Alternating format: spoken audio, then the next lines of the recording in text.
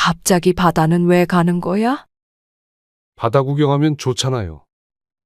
나 데리고 힘들게 왜 여기까지 왔어? 힘들 게 뭐가 있어요. 편해지려고 가는 거예요. 근데 어디까지 가는 거야? 사람들 구경 좀 하고 싶은데. 사람 많으면 괜히 눈치 보이고 싫어요. 그냥 인적 없는 데로 가서 편하게 구경해요. 방금 대화 속 주인공 90세 한옥순 할머니와 그의 아들 55세 구철룡입니다. 아들은 30년 동안 아픈 한씨 할머니를 혼자서 간병했습니다. 그러던 어느 날 아들은 엄마를 데리고 바다로 향했습니다. 하지만 아들의 눈에는 초점이 없는 듯 했고 며칠 동안 씻지도 않았는지 몸에서는 냄새가 나고 있었습니다. 아들은 거동이 불편했던 한씨를 조수석에 태우고 뒤에 휠체어를 실어 놓은 상태였습니다. 사람들 많은 쪽으로 가자는 한씨 할머니의 말에도 아들은 그저 목적지를 미리 정해놓은 듯이 인적이 없는 곳으로 향하고 있었습니다. 할머니는 갑자기 두려움이 밀려왔습니다. 차에 탄 아들이 자기 아들이 아닌 것만 같았고 아예 감정이 없는 사람 같았습니다. 하지만 이내 한씨 할머니는 마음을 내려놨습니다. 한씨 할머니는 아무 말 없이 아들이 어렸을 때의 기억, 아들과의 추억을 떠올렸습니다. 이후 아들이 정한 목적지에 도착했습니다. 아들은 먼저 차에서 내려 트렁크에 가서 휠체어를 꺼냈습니다. 그리고는 익숙하게 한씨 할머니를 휠체어에 앉혔습니다. 아들은 휠체어를 탄 할머니와 함께 점점 바닷가 쪽으로 향하고 있었습니다. 바다는 참 예뻤습니다.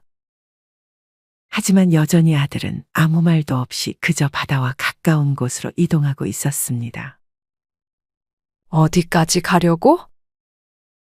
아들이 너무 바다 쪽과 가까이 붙어서 조금만 더 가면 그대로 바다에 빠져버릴 것만 같았습니다. 순간 할씨 할머니의 뒤에서 아들이 흐느꼈습니다. 울면서 죄송하다는 말만 하기를 수십 번. 한씨 할머니는 아들이 바다에서 반대 방향으로 다시 돌아가지 않을 것이라는 것을 직감했습니다. 한씨 할머니는 아들에게 괜찮다며 안심을 시키고 하려던 일을 마저 하라고 했습니다. 아들은 한씨 할머니를 정말 바다로 밀어버리기라도 했던 것일까요? 지금부터 한씨 할머니와 아들 사이에 있었던 이야기를 들려드리겠습니다. 한씨 할머니는 젊은 시절 그 당시 늦은 나이인 30대 초중반의 나이의 남편과 결혼했습니다. 한씨는 태어날 때부터 몸이 좋지 않았습니다.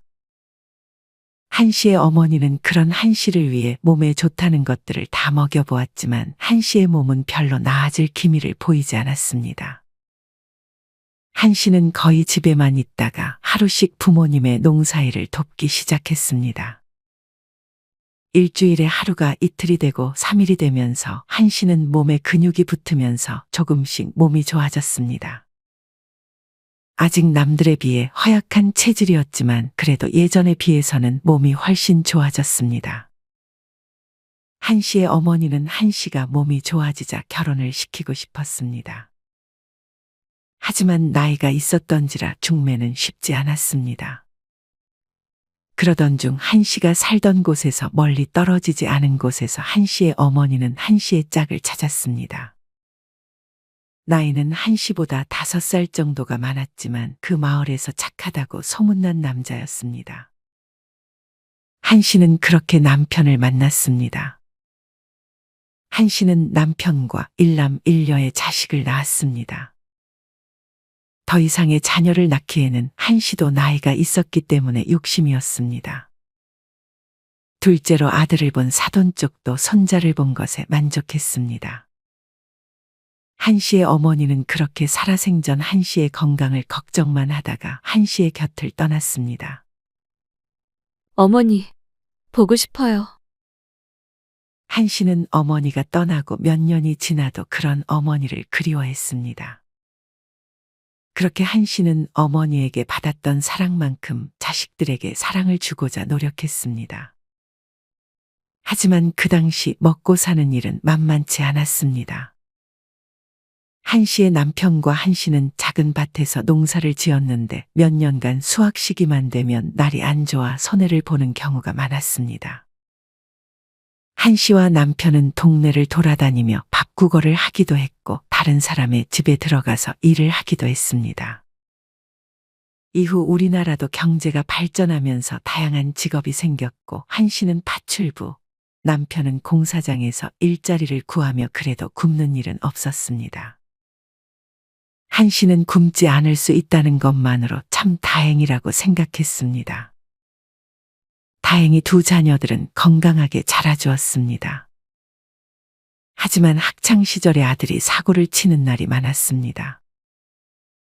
허구한 날 친구와 싸우고 얼굴에 멍이 들어서 오질 않나 고등학교 때는 집을 자주 나가기도 했습니다. 한 씨는 엇나가는 아들을 걱정했습니다. 구철용, 너 정신 안 차릴 거야? 한 씨의 딸은 한 씨를 대신해 그런 아들에게 잔소리를 해줬습니다. 하지만 그 나이대의 말을 들을 리 없었습니다. 그렇게 시간이 흘러 두 자녀는 어느덧 성인이 되었고 아들은 군대에 바로 입대했습니다. 성적이 안 돼 대학을 가지 못했던 아들에게 한 씨가 군대라도 얼른 갔다 오라고 말했습니다. 아들은 군대를 갔다 오면서 갑자기 효자가 됐습니다. 물론 다 그런 건 아니겠지만 남자는 군대를 다녀오면 변한다는 말이 어느 정도 맞는 말인 듯 싶었습니다. 아들은 군대를 제대하고 계속 집에서 같이 살았습니다. 딸도 이제 막 사회생활을 시작했고 한 씨의 집에서 멀리 떨어지지 않은 곳에 직장이 있어 한 씨와 계속 살았습니다. 한 씨와 남편은 자식들이 성인이 되기 전에 고향을 떠나 수도권에 거처를 마련한 상태였습니다. 한 씨는 아이들도 다 컸겠다 마음이 아주 평온했습니다. 하지만 이내 한 씨에게 불행이 하나씩 찾아오기 시작했습니다. 한 씨의 남편이 길을 걷다 신호위반 차량에 치여 그만 세상을 떠난 것이었습니다. 남편에게 사고를 낸 가해자는 뻔뻔하게 신호위반을 한 적이 없다며 발뺌했고 오히려 한 씨의 남편이 무단횡단을 했다고 주장하며 2차 가해를 했습니다. 하지만 결국 그 가해자는 실형을 선고받았습니다. 하지만 그 가해자가 어떤 판결을 받든 남편이 이제 옆에 없다는 사실이 바뀌는 것은 아니었습니다. 한 씨는 다정했던 남편과의 추억을 떠올렸습니다. 당연하게 같이 밥을 먹고 자식들과 울고 웃던 날들은 결코 당연한 것이 아니었습니다. 이때부터 한 씨의 집안 분위기가 달라지기 시작했습니다. 한 씨는 다니던 일도 그만두고 모았던 돈으로 버티면서 극심한 우울증에 시달렸습니다. 거의 하루 종일 누워 있었고 먹는 것으로 스트레스를 풀었습니다. 그러다 한 씨는 병원에서 고혈압 진단을 받았고 약에만 의존하며 버티고 있었습니다. 하지만 생활 습관을 바꾸지는 않으니 점점 더 건강이 악화되고 있었습니다. 엄마, 누워만 있지 말고 밖에 같이 나갔다 와요. 오늘 날씨도 좋아요. 다 귀찮다. 한 씨의 아들은 군대를 다녀온 이후로 한 씨를 잘 챙겨줬습니다. 한 씨가 나가기 귀찮다고 말해도 어떻게든 밖에 나가서 같이 5분이라도 산책을 했고 주말이면 한 씨의 밥을 직접 차려주고 다리를 주물러주기도 했습니다. 그런 동생에게 자극을 받았는지 한 씨의 딸도 한 씨를 위해 몸에 좋다는 것들도 많이 사주고 자식들은 그렇게 한 씨를 챙겼습니다. 하지만 한 씨는 어느 날 뇌졸중으로 쓰러졌습니다. 친구를 만나고 온 아들이 얼른 신고를 했고 다행히 한 씨는 골든타임을 놓치지 않아 무사히 치료를 받을 수 있었습니다. 하지만 한 씨는 이전의 상태로는 돌아가지 못했습니다. 한 씨는 왼쪽 팔과 다리에 마비가 와서 혼자서는 움직일 수가 없었고 밥을 먹는 것도 힘들어했습니다. 한 씨는 그렇게 자식들의 도움 없이는 일상생활이 불가능한 상태가 되어가고 있었습니다. 경제적으로 여유가 있었던 것도 아니고 자식들도 이제야 막 돈을 벌기 시작해 병원에서 계속 입원할 수 없었습니다. 한 씨는 그렇게 퇴원을 해 집으로 돌아가야 했습니다. 집에 있던 침대를 병원에 있는 침대와 비슷한 침대로 바꿨습니다. 아들과 딸은 그런 한 씨를 가여워하며 지극정성으로 돌봤습니다. 그래도 혼자가 아닌 둘이라 아들과 딸은 서로에게도 의지하며 잘 버텨나가고 있었습니다. 그러던 중 딸이 한 씨에게 결혼 소식을 알렸습니다. 그 자리에는 아들도 같이 있었습니다. 결혼? 잘 됐네. 정말 축하해. 한 씨는 딸의 결혼 소식을 듣고 좋긴 했지만 대놓고 좋아하지는 못했습니다. 만약 딸이 집을 나가면 한 씨의 간병은 오로지 아들의 몫이 되어버리기 때문이었습니다. 아들도 그 사실을 알았는지 얼굴에 근심을 숨길 수 없었고 딸도 표정에 미안한 마음이 있는 듯 했습니다. 그렇다고 결혼을 말릴 수는 없었기에 결국 딸은 결혼을 하면서 집을 나갔습니다. 자주 들릴 테니까 걱정하지 말고. 말은 이렇게 했지만 딸은 한 씨가 사는 곳에서 꽤 먼 곳에 살고 있어서 자주 오기 쉽지 않다는 것을 한 씨와 아들은 알고 있었습니다. 다행히도 한 씨는 뇌졸중 이후 치료를 잘 받아 충분히 대화는 가능했습니다. 그렇게 시간이 흘러 어느덧 아들은 30대 중반이 되었고 여전히 한 씨와 살고 있었습니다. 다행히 한 씨의 증상은 아직은 더 심해지진 않았지만 그렇다고 좋아지지도 않았습니다. 한 씨는 여전히 아들이 없으면 일상생활이 힘들었습니다. 아들은 집 근처 회사로 이직해 점심시간이나 쉬는 시간에 한 번씩 집에 들려 한 씨의 상태를 체크했습니다. 아들은 불평불만 없이 묵묵히 한 씨를 챙겼습니다. 하지만 그렇게 효자였던 아들도 점점 말이 없어지기 시작했습니다. 부모님 건강한 것도 정말 복이네. 이제는 거의 한 달에 한 번씩만 한 씨의 집을 찾는 딸이 아들에게 말을 걸었습니다.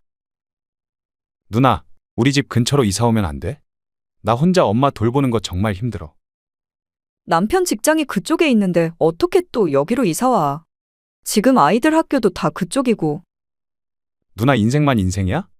나는 지금 내 인생 포기하면서까지 이러고 있는데 나한테 미안하지도 않아? 엄마가 아픈 게 내 잘못이야? 생활비도 무리해서 내가 많이 보내주잖아. 그거 엄마 약값하고 병원비로 쓰면 남지도 않아. 아들은 점점 누나와 싸우는 날도 많았습니다.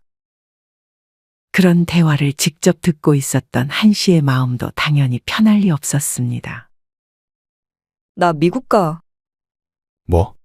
갑자기 웬 미국? 아이들 때문이지. 아들은 그런 누나의 결정에 분노했습니다. 그럼 이제 아예 나 혼자서 엄마 케어하라는 말이야? 생활비는 지금 보내주는 거에 2배는 보내줄게. 남편이랑 그렇게 합의 봤어. 아들은 그런 누나에게 맘대로 하라고 하면서 더 이상 대화를 하지 않았습니다. 딸은 그렇게 한동안 서 있다가 잠깐 엄마와 둘만 있게 해달라고 동생에게 부탁했습니다. 아들은 마지못해 밖으로 나갔습니다. 엄마, 나 미국 가. 내가 못난 자식이라 미안해. 그래도 영상통화 자주 걸게. 딸은 한 씨의 곁에서 한참을 울다가 그렇게 정말 한 씨와 동생만 남기고 미국으로 떠나버렸습니다. 누나가 그렇게 떠나고 아들은 이제 정말 혼자가 된 기분이었습니다. 누나가 출가하고 거의 간병을 도맡아 하긴 했지만 형제가 그래도 근처에 있어 든든했는데 이제는 형제가 없는 것만도 못했습니다. 생활비를 2배로 주겠다던 딸은 그 약속을 3개월 만에 깨버렸고 사위의 사업이 잘 되지 않았는지 원래 보내주던 돈도 이제 더 이상 보내지 않기 시작했습니다. 한 씨는 누나에게 따지려던 아들을 말렸습니다.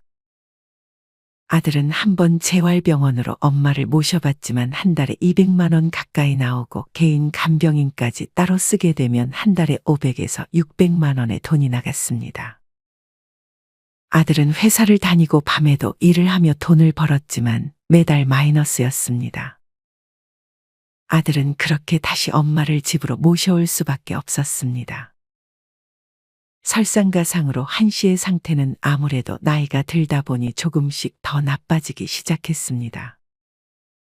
아들은 지원을 받을 수 있나 싶어 관련된 정보를 알아보기 시작했습니다. 알아보니 노인 장기 요양보험이라는 것이 있었습니다. 이렇게 직접 찾아보지 않으면 지원이 안 되다 보니 이걸 모르는 사람은 혜택도 받지 못할 것을 생각하니 조금 더 국가에서 나서서 지원을 해주지 않는 것이 아들은 조금은 안타깝게 느껴졌습니다. 아들은 그렇게 노인장기 요양보험의 혜택을 받기 위해 건강보험공단의 조사와 심사를 거치면서 장기 요양 대상으로 인정되어 한 씨는 장기 요양 1등급 판정을 받았습니다. 이때부터 한 씨의 집에 방문 요양사가 매일 3, 4시간씩 집에 방문했고 일주일에 한 번씩 방문 목욕 서비스를 진행해 주었습니다. 하지만 돈을 벌어야 했던 아들의 입장에서 이런 지원은 턱없이 부족한 지원이었습니다. 하루에 4시간을 제외한 나머지 시간은 여전히 아들이 간호하거나 간병인을 고용해야 했습니다.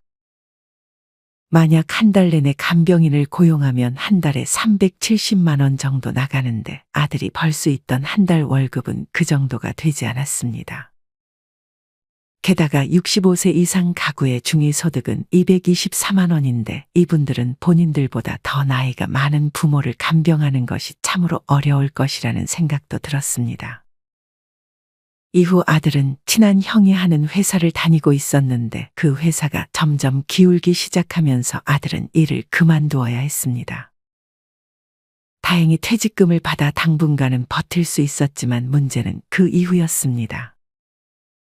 아들은 간병인을 쓰지 않고 퇴직금으로 버티며 현실적으로 일을 할 수 있는 시간이 야간이라고 생각해 50에 가까운 나이에 편의점에 취직을 했습니다.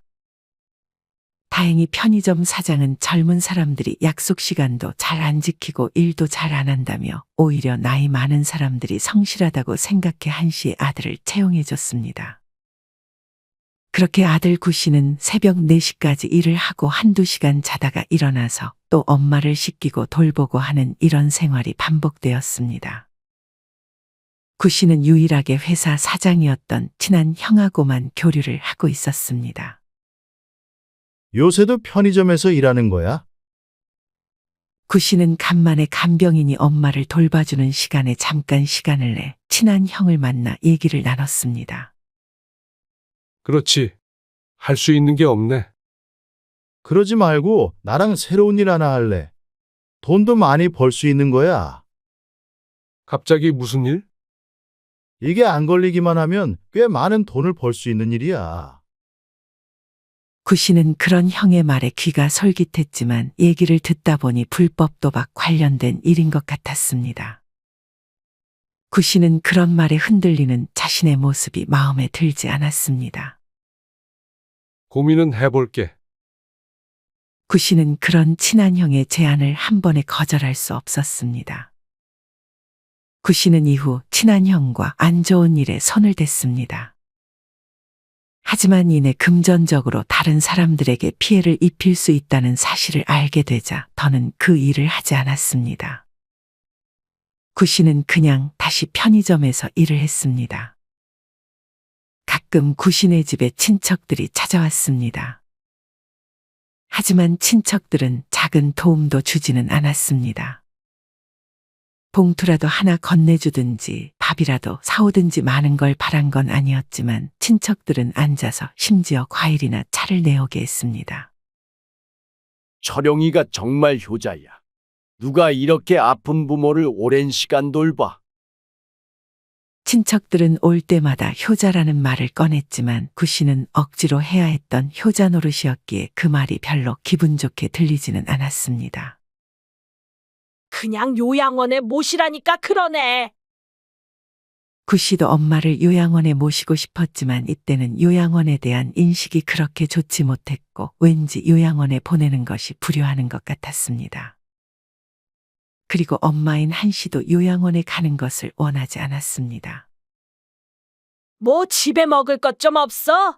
우리가 밥을 안 먹고 와서. 아들 구 씨는 그래도 와준 게 고마워서 집에 있는 재료들로 간단하게 음식을 대접하기도 했습니다. 잘 먹었어. 친척들은 그렇게 1시간 정도 있다가 한 씨에게 인사를 하고 집으로 돌아갔습니다. 아들 구 씨는 그래도 묵묵히 자기의 할 일을 했습니다. 다른 욕심을 버린 지 오래였고 그저 엄마의 상태가 악화되지 않고 엄마가 옆에 있다는 것에 감사해 했습니다. 하지만 가끔 드는 부정적인 생각까지 막을 수는 없었습니다. 구 씨는 가끔 앞이 아무것도 안 보이는 깜깜한 어둠 속에 나 혼자 덩그러니 있는 느낌을 받았습니다. 그리고 점점 자기 인생이 없는 삶에 회의감이 들기 시작했습니다. 그도 그럴 것이 병간호를 시작한 뒤 구 씨의 삶은 완전히 바뀌어 버렸습니다. 구 씨는 그저 평범하게 결혼도 하고 주말에는 쉬면서 놀러도 가고 싶었습니다. 하지만 이제 그런 것은 시기도 놓쳤고 사치에 불과했습니다. 이제는 삼시세끼 식사 준비에 기저귀를 갈고 목욕까지 시켜주는 것이 일상이 되었고 구 씨는 만나던 형과도 연락이 끊겨 점점 고립되고 외출도 피하게 됐습니다. 구 씨는 마음을 다잡으려고 글도 써봤지만 힘들다, 아무런 답이 없다는 글만 적을 뿐이었습니다. 구 씨는 자기와 비슷한 사람들은 없는지 궁금했습니다. 구 씨는 자기처럼 부모님을 간병하는 사람들의 모임을 찾아 연락을 해서 대화를 나눴습니다. 구 씨가 만난 사람들은 대부분 꿈이 많은 나이의 20, 30대 청년들이었습니다. 구 씨는 어릴 때가 생각나면서도 그런 청년들이 참으로 안쓰럽게 느껴졌습니다. 정말 그 당시에는 엄마도 버리고 싶고 엄마한테 할 말 못할 말까지 다 하게 되더라고요. 근데 지금은 너무 후회돼서 매일을 울어요. 나라가 도와줬으면 좋겠는데. 노인 간병은 나라에서 도와주는데 그에 비해 젊으신 40대 50대 환자들은 사비를 들여 집에 간병인을 불러요. 한 달에 최소 200만 원인데 그걸 어떻게 다 내라는 건지. 저는 고등학교 졸업하던 해에 엄마가 갑자기 뇌출혈로 쓰러지셔서 수술을 수차례 받고 나중엔 항암 치료까지 받아야 하는 지경에 이르렀을 때 절망이란 단어의 의미를 뼈저리게 깨달았어요. 하루하루 지옥 같았고 한 치 앞도 보이지 않는 절망 속을 나홀로 헤매는 느낌이랄까. 사람이 너무 무섭고 슬프면 눈물도 안 나온다는 게 무엇인지 그때 이해하고 지금은 아예 눈물도 안 나요. 미주알고주알 말로 다 할 수는 없지만 지난 10년간 엄마도 그리고 간병하는 가장 가까운 가족들도 너무 힘들었어요. 하지만 그 와중에 전 정신과 치료도 받으며 올해 공무원 시험에 합격했어요. 지금은 그래도 희망이 보이긴 하는데 그 당시는 정말 간절하게 다 포기하고 도망치고 싶었어요. 그때는 제발 오늘 잠들면 내일 깨지 않게 해달라고 간절하게 바랬어요. 하지만 시간이 지나니 그렇게 아프고 무섭고 힘들던 순간들도 지나가더라고요. 영원할 것만 같았던 그 절망의 순간이 지나간 거죠. 이렇게 나약하고 부족하고 보잘것없는 저도 지나왔네요. 물론 지금도 완전히 상황이 좋아진 건 아니지만 10년 전에 비하면 꿈도 꾸지 못했을 삶을 살고 있다는 것이 감사하네요. 구 씨는 이런 청년들의 말에서 오히려 더 힘을 얻을 수 있었고 청년 간병에 대한 지원 제도가 잘 되어 있지 않은 것을 안타까워했습니다. 이번에는 구 씨와 나이가 비슷한 사람이 이야기를 꺼냈습니다. 긴병에 효자 없죠. 삶이 아프면 성격도 괴팍하게 변해요. 생활 뒤치다거리뿐만 아니라 환자의 짜증, 분노, 넋두리 같은 것까지 다 감당해야 하니까요. 간병인은 신체적, 정신적으로 무너져요. 어린 아기 돌보는 것보다 몇 배로 힘들죠. 역할 분담으로 회복할 수 있는 휴식이 필요해요. 독박 간병은 환자와 간병인 둘 다 파멸로 갈 수 있어요. 간병은 정말 해본 사람만 알아요. 간병은 딱 적당히만 하고 내 살길 찾는 게 중요하고 월급 번 거 고스란히 간병비로 나가도 사회생활하는 게 더 좋아요. 일하면 경력이라도 남지 가족 간병하면 내 육체적 정신적 건강 다 잃고 사회 경력도 얻지 못하잖아요. 회사 면접을 가도 공백기에 가족 간병했다고 설명하면 기특하다고 생각하는 사람도 있겠지만 대다수는 회사 일에 집중 못하고 그늘져 있겠다라고 생각할 수밖에 없잖아요. 우리 젊은 친구들은 간병하기 전에 자기 거 먼저 챙길 수 있으면 무조건 먼저 챙기고 간병을 하는 게 좋아요.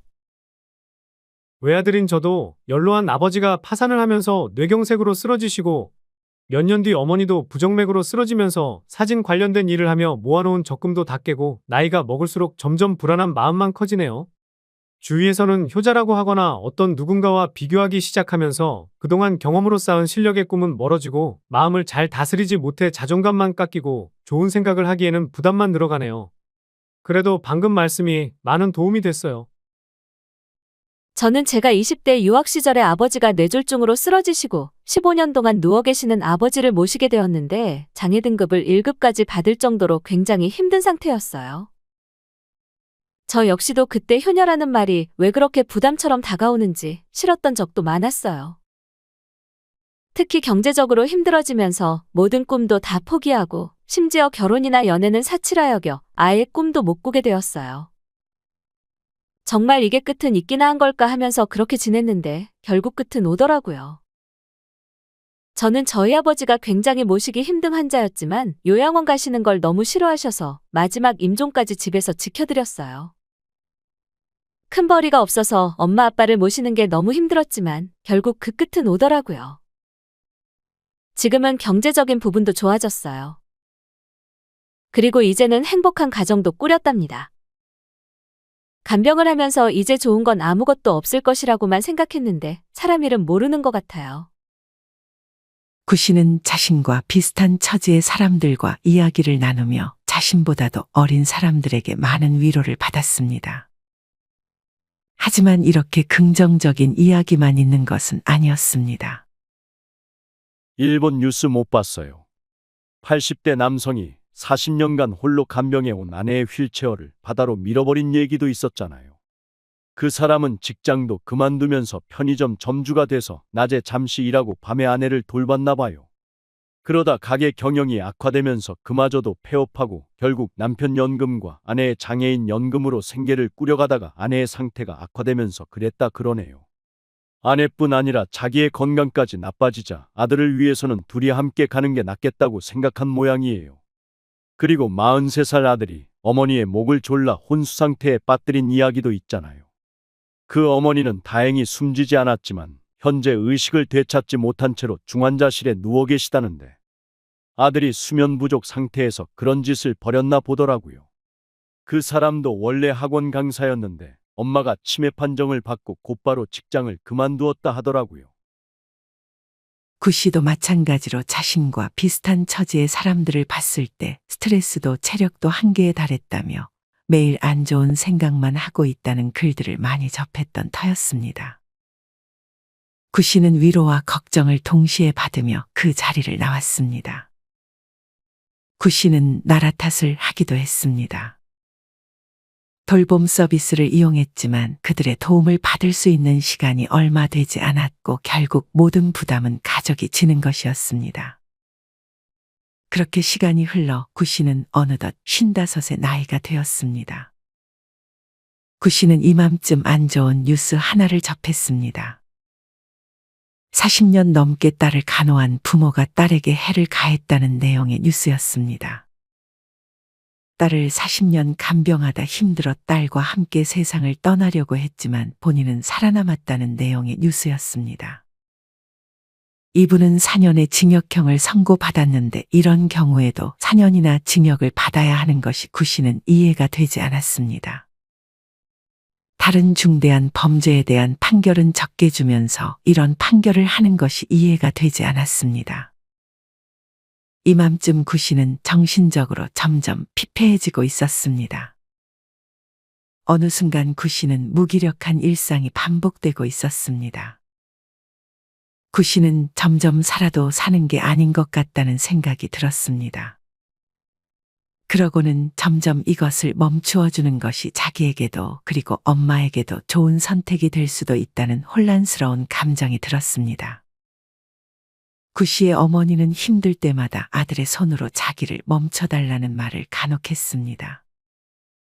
구 씨는 그렇게 점점 자기의 그런 마음을 합리화하기 시작했습니다. 구 씨는 그렇게 엄마를 데리고 바다로 향하려는 계획을 세웠습니다. 구 씨는 엄마에게 간만에 바다를 보러 가자며 나가기를 설득했습니다. 엄마도 흔쾌히 아들의 말에 따랐습니다. 점점 시력도 안 좋아졌던 엄마는 그렇게 앞도 잘 보지 못한 채 아들의 손에 들려 차에 올랐습니다.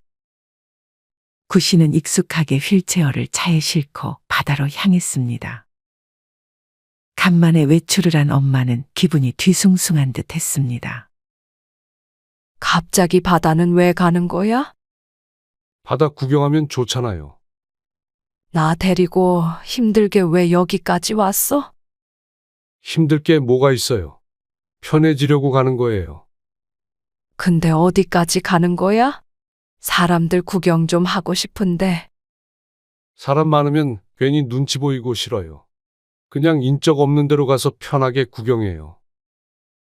한 씨는 그런 아들의 말투와 표정을 보고서 안 좋은 느낌을 직감했습니다. 아들은 휠체어를 내리고 한 씨를 태웠습니다. 그러고는 꽤나 빠른 속도로 바다가 코앞인 절벽으로 향했습니다. 한 씨는 조금 무서웠습니다. 한 씨의 휠체어가 절벽 모퉁이를 지나려던 그 순간 한 씨의 몸은 앞으로 살짝 기울었습니다. 하지만 아들은 버티면서 한 씨를 다시 뒤로 당겼습니다. 그렇게 한 씨가 할 수 있는 것은 아무것도 없었습니다. 한 씨의 운명은 아들의 손에 달려있는 상황이었습니다. 한 씨는 뒤에서 흐느끼는 아들의 울음소리를 들었습니다. 아들은 다시 바닷가 반대로 방향을 돌리며 한 씨 앞에서 무릎을 꿇고 사죄했습니다. 한 씨는 그런 아들에게 잘못한 것이 없다며 달랬습니다. 한 씨는 자신이 요양원에 들어가기 싫다고 말한 것을 후회했습니다. 자신 때문에 아들이 이렇게 된 게 아닌가 그제서야 자신을 자책했습니다. 한 씨는 이제껏 아픈 것과 싸우느라 아들이 힘든 건 별로 생각하지 못했습니다. 아들은 그렇게 다시 한 씨를 태우고 집으로 돌아왔습니다. 한 씨는 그런 아들에게 사과했습니다. 이제라도 자기가 요양원으로 들어갈 테니 남은 인생은 자신을 위해 살라고 했습니다. 하지만 아들 구 씨는 엄마에게 큰 잘못을 저질렀다며 평생 한 씨를 돌보겠다고 말했습니다. 아들 구 씨는 이후 요양보호사 자격증을 취득해 어머니의 가족 요양보호사로 등록했습니다. 가족 요양보호사로 등록했을 때 월 65만 원 수준의 가족요양급여로 생활비를 충당할 수 있었습니다. 그렇게 1년 후 한 씨는 세상을 떠났습니다. 구 씨는 어머니의 장례를 치르고 집에 와서 어머니가 누워있던 병상을 쳐다보며 한없이 울었습니다. 구 씨는 슬프면서도 후련한 느낌이 들었습니다. 구 씨는 고생한 자신을 위해 남은 인생을 살고 싶었습니다. 구 씨는 이날 자신이 좋아하는 치킨을 한 마리 시켜 소주를 마셨습니다. 이날만큼 구 씨는 아무 생각하지 않기로 다짐하고 차차 앞으로의 계획을 다시 세우기로 결심했습니다. 여러분은 이런 구 씨의 이야기를 어떻게 들으셨나요? 청년 간병이나 노노 간병 등 아픈 부모님이나 배우자를 아직도 직접 모시는 많은 분들이 있습니다. 대개 요양 등급을 받지 못하거나 부모님이나 배우자가 원치 않아서 혹은 자식들이 원치 않아서 직접 간병을 하는 분들이 많은 것 같습니다. 하지만 간병은 정말 해본 사람만 알 수 있듯 쉬운 것이 아니고 한 달, 아니 일주일만 해도 얼마나 힘든지 알 수 있습니다. 초고령화 시대를 먼저 맞이한 일본의 경우 해마다 50여 건의 간병살인이 발생한다고 합니다. 문제는 이와 같은 비극적인 간병살인은 고령화 속도가 빠른 우리나라에서도 더 늘어날 것이라는 암울한 전망도 나오고 있다고 합니다. 이는 간병을 필요로 하는 노인 인구가 급증하고 있기 때문입니다. 아직은 국가의 복지 공백이 여전히 존재합니다. 많은 분들이 아직도 국가에서 지원해주는 장기 요양보험제도 같은 것을 모르는 경우가 굉장히 많고 이렇게 노인 장기요양보험 등급을 신청하지 않으면 국가의 관리 사각지대에 놓인 채 간병 과정의 고통을 감내해야 하는 것이 현실입니다. 특히나 노노간병, 즉 노인이 노인을 간병하는 경우가 많은데 노인들의 경우 이런 제도를 아는 것도 안다고 해도 신청하는 것이 힘들 수 있습니다. 노인들에게 이런 제도가 있다는 것을 어떻게 하면 더 잘 알릴 수 있는지, 어떻게 하면 더 잘 신청할 수 있는지 알려주는 것이 필요하지 않을까 생각합니다. 그래도 점점 개선되는 부분은 있습니다.